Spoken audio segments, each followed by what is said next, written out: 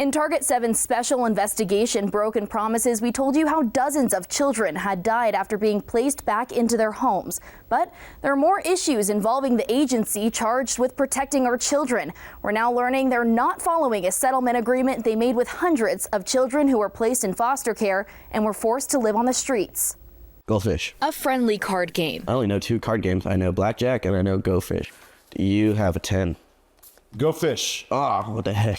Rudy Bolt played it every day. This is life and death for us, 24/7. A means of therapy. This is an icebreaker for me.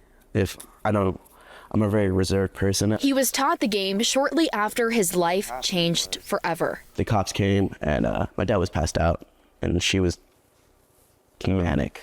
It was a night Rudy will never forget. And so they found 12-year-old me, and my room was just a box full of Legos, a broken radio, and a lamp. Rudy was taken here. This was a CYFD office at the time. They immediately placed him into foster care. However, over the next 2 years, he would have issues with nearly every family he went to. They weren't really sure what to do with me. I had some behavioral issues. It got to a breaking point when he was 14. They were like, we have no placements. Is there a place you could stay at your friend's house or whatever? And no, well, okay, well, try to figure something out. So at 14, he was forced to stay on the streets. I'd walk around.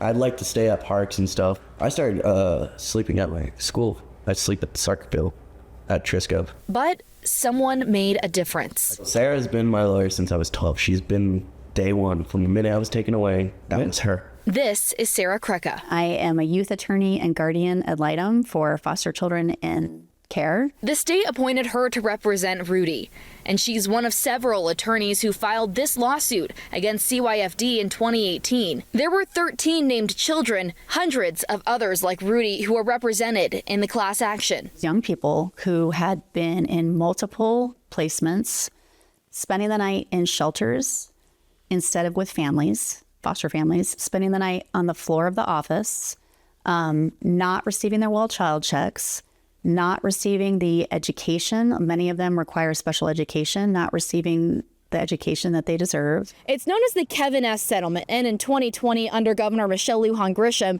the state settled the suit, agreeing to hundreds of changes that would prevent kids like Rudy from being forced to live on the street. We were thrilled. We were so excited because we felt there was a real partnership. The settlement was touted as groundbreaking, with hopes that it would change the troubled agency.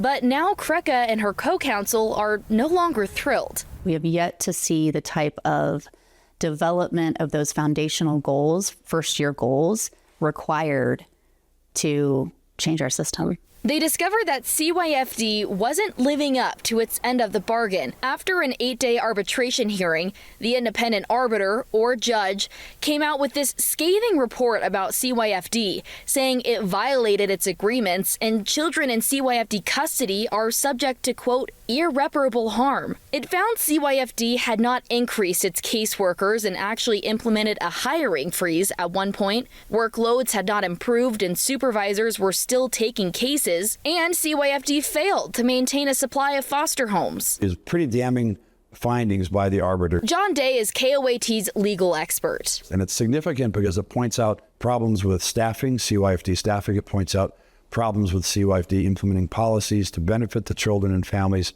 who are relying on it. The arbiter ordered that CYFD must meet certain goals by April, and he wants to hear from independent experts as to whether CYFD should have an ombudsman. Rudy says he hopes something like that would be in his deck of cards. My hopes is that everybody that are in charge of the system or can make a difference in the system, like really power-wise, will listen to this and not just see a piece of paper. They see a kid. They see somebody that has kind of been scarred through the system. For Target 7. It looks like you won because... I'm Peyton Spellacy.